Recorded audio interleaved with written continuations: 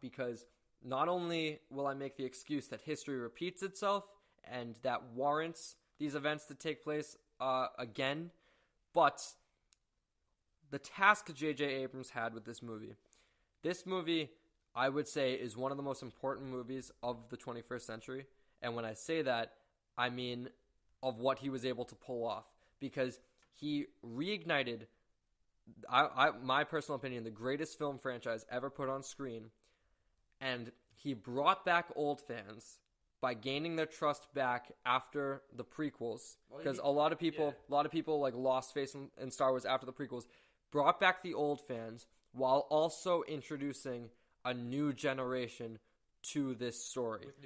With new characters. I mean, all he needed to do to get old fans back was to say, hey, Jar Jar's not going to be here. It's okay. Come back. While I understand that, but the point is, perfect blend of nostalgia mixed with a new breed of talent. Yeah. And, like, a lot of people will brush that off as, like, oh, you just have your nostalgia, but you have your new... It's not hard. It's not easy to do, I mean to say.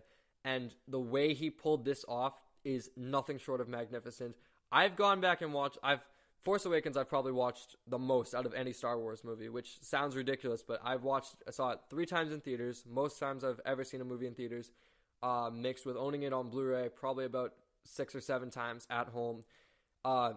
Like I said, I love this movie, and even though I do see the clear problems that people have because of the plot similarities, I excuse a lot of them based on the magnitude of the task J.J. Abrams was given. Yeah, he needed to make this movie good. For sure. If this was like Phantom Menace level, that would have been embarrassing. Especially because they had already announced the trilogy, and you can't really go back at this point. They had announced spin-offs. Rogue One was in the heart of filming when this was released. It might have actually even been done. And so J.J. Abrams had the weight of basically Disney's $4.6 billion purchase on him. Yeah. And he pulled it off. Even though, of course, he's not going to do it perfectly, but he brought back old fans while introducing a new generation to Star Wars. Yeah. While what I love about this movie is the times I had seen it, I saw it on premiere night. I saw it with my family. My uncle, who's a big Star Wars fan, introduced me to Star Wars. Saw it with him the day after Christmas. And then I saw it again when it was on its last legs in theaters. It was like end of March. And I think I already saw it once. Yeah. I see the Star Wars movies Christmas Eve. Yeah. My thing. Yeah. It's a pretty cool tradition too. Yeah, just I like it. Because that's what I love about Star Wars being released in December. It's part of like the holiday tradition almost. Is episode 9? It's been moved to December. Yeah. December, but is there gonna be a year break or no? Is it coming out? This December 2018 will be none because Han Solo is coming out in May. So I won't have that. Yeah. That. I kind of Han Solo to December. I kind of don't like that Han Solo's coming out in May, to be honest. Comes out on my birthday, which is kind of cool, though. That is true. But what I was saying about the cool aspects, I remember when I left the theater with my uncle when I saw it the day after Christmas, I remember seeing a father and I think it was either his daughter or his son. But point is, they were leaving the theater and his daughter was talking about the character of Rey and how excited she was for her development in the further, like not talking all sophisticated movie like, but I really liked Rey and she was really cool. And then the father talking about Han Solo was back on screen. And so to see this blend of nostalgia with new characters, introducing a new generation while also bringing back old characters, I love that. Yeah. What other film franchise is going to do that? You know? All right. Enough about what we love about this movie on a big scope. Let's talk about individual scenes. Do we want to go favorite scene real quick? Yeah. Because I can do mine if you want to think about yours for a little bit. You do yours first. I'm going to think. All right. Ironically, my favorite scene is Kylo's confrontation with Han Solo. Because I know I've said on this podcast many times, Han Solo is my favorite character in all of Star Wars and maybe in film in general. But when I saw that scene in theaters, I get goosebumps now just thinking about it. It made me like, it broke me that they killed Han Solo. Spoilers, but we warned you in the beginning. It's been a bit. They killed Han Solo, but leading up to it, in that moment, you know exactly what is coming. Yeah. But it's still just the music as well. The score song is called Torn Apart. If you haven't heard it already, listen to it because it is beautiful with the shift it takes where it's very hopeful and then it perfectly blends into like burn da na na na da na and you sense the shift from hope in Han's eyes that his son will turn back to the light side to realization that there is no good left in him, at least at this moment. Because I'll get into that with The Last Jedi when we review that, but also just I feel like there is still redemption for Kylo Ren. Anyways, that scene was amazing in its execution, no pun intended, but the whole conversation with Kylo, you see into him as a character, with him saying, I'm being torn apart, I want to be free of this pain, will you help me? And you see that his internal conflict with, everyone views him as this evil, like prick, with like, oh, you just complain about everything. He is being given the reins to lead the biggest group in the galaxy, and he is shattered on the inside because he knows he can't go back after what he's done, after betraying his father. Whatever he has done, we don't know. We don't know yet. We know he can't just turn back to the light side, and we know he's seeing his father, and he's basically has tears in his eyes because he does feel bad. I don't care what anyone says. And he's been given the task by Snoke, you must kill your father. And he knows exactly what he has to do. And in that scene, I've gone through this scene so many times. When he says, I want to be free of this pain, can you help me? His pain is the pull from the light and the dark. And Han knows that he cannot come back to the light after all he's done. So the only way to be free of the pain is to get rid of the light. And so in that scene, being free of the light is to kill Han Solo. And basically, in my mind, when I saw that scene, when Han goes, yes, anything, he is accepting, yes, I will let you kill me, because nothing brings me more pain than to see my son tormented by the fight between the light and the dark side, an internal conflict. I don't want to see that. If that means you have to be on the dark side, so be it, but I don't want to see you suffer anymore. Han's too smart to just let himself get killed. For sure. He knew it was going to happen. Doesn't he say thank you too? Kylo says thank you as Han falls off the ledge. But like that scene, I personally noticed that the dialogue, obviously it's not confirmed, and a lot of Star Wars is just theories based on your interpretation, but that's how I interpret the scene, and that's why it's stuck with me the most out of any scene in that movie. Mine's kind of a tie, and one of them is more a TIE fighter. It's I'm in a very Star Wars mood right now. One's more of a fun scene, the other a little bit more serious. The fun scene is when Finn and Poe are in the TIE fighter, and they're like, "What's your name?" And he's like, he said FN 2187. 2187. Just call you Finn. Yeah, it's a good moment. It's like a fun moment. Good to meet you, Poe. Good to meet you too, Finn. Yeah, love it. It's a good moment. It's fun. Because the movie kind of was like sad at first, like the stormtroopers come and just kill all these people. Yeah. And then we have like, this is fun, yay, Star Wars. Yeah. And then my more serious scene is when Kylo is interrogating Rey for the first time.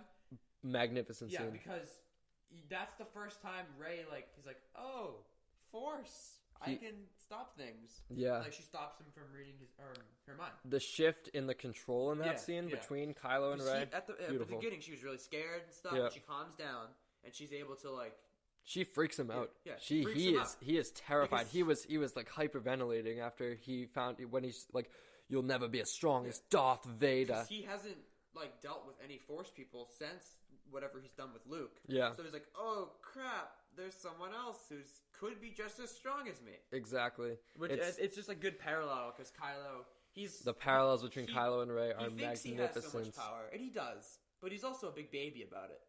I wouldn't call him a baby. I would just call him He took his fit. That's not like when he slammed his lightsaber. I like his temper tantrums, but I don't view them as like a baby, being oh well. I view it as kind of scary. You make this guy angry, he is going to destroy everything. But obviously from the outside looking in, a lot of people are he's not getting his way. But no, you don't understand the character of Kylo Ren. That's Ben.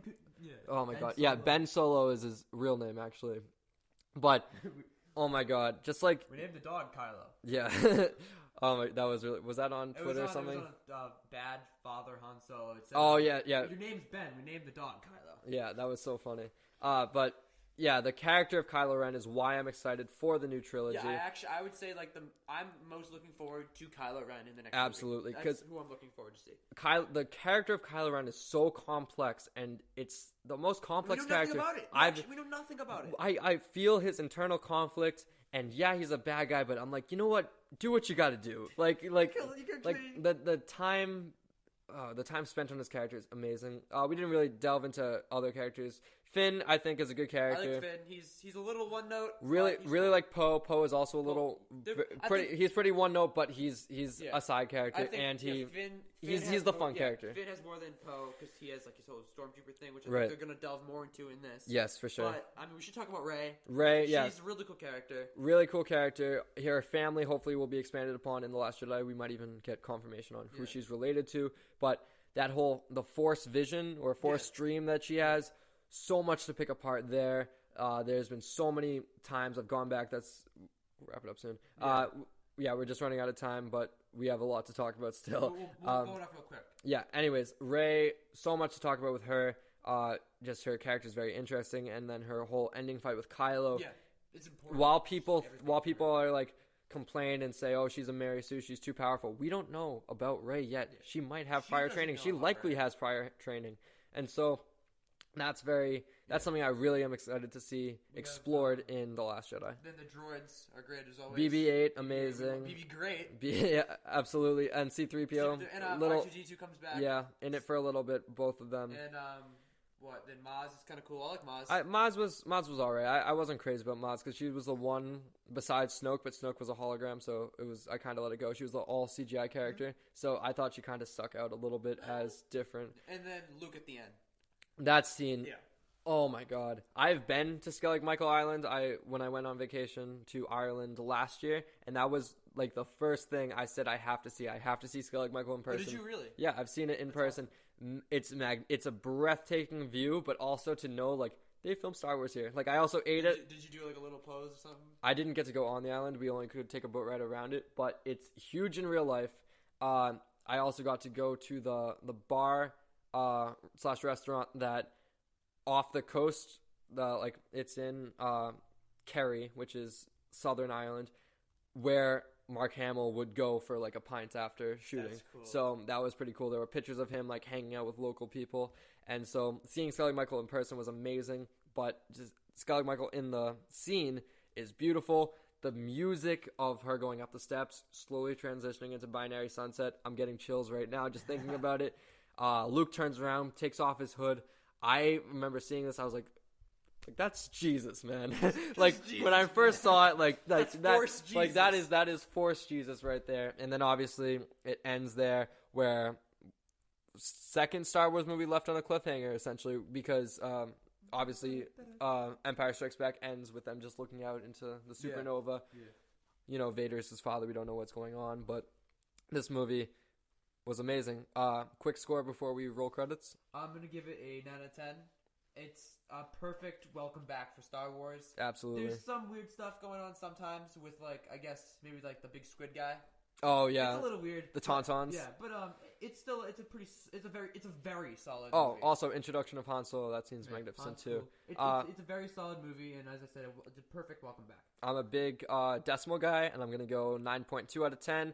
Perfect welcome back into Star Wars, as Mike said, and this movie, perfect blend of nostalgia and new characters, and gets me so hyped to see what's in store for The Last Jedi. Actors of the week, we'll get into it in roll credits real quick. Yeah. All right, without further ado, it's time to roll credits. All right, thank you guys so much for joining us. Really appreciate it. Actors of the week, you want to give yours first? Yes. Adam Driver. Oh, for sure. I can't wait to see what he does in the next movie. I am so excited to see him. He's a very underrated actor in my opinion. Yeah. He's not in a lot. He was in Logan Lucky, which is good, but he's great as Kylo. I feel like he really has the character of Kylo down to a T completely. Yeah. I'm going to go with Ty Sheridan because him in Ready Player One, he's a really good actor, and we don't really see many teenage actors getting A-list quality movies. This is going to be an A-list quality movie, getting to work alongside Steven Spielberg. It's going to be amazing for him, for sure. All right, you can follow the podcast on Twitter at Real Talk Pod. That's REEL as spelled in the podcast title. Tweet, DM us your questions, comments, concerns, what you want us to talk about.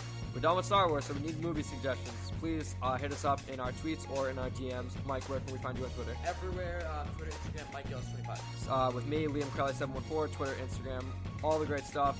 that's basically it. All we have to say. What to see this weekend? The Last Jedi. Go see The Last Jedi. Maybe The Disaster Artist if it's sold out. If The Last Jedi sold out. But go see The Last Jedi. We're out of time. Thank you guys so much for joining us. And it has been real. Thank you.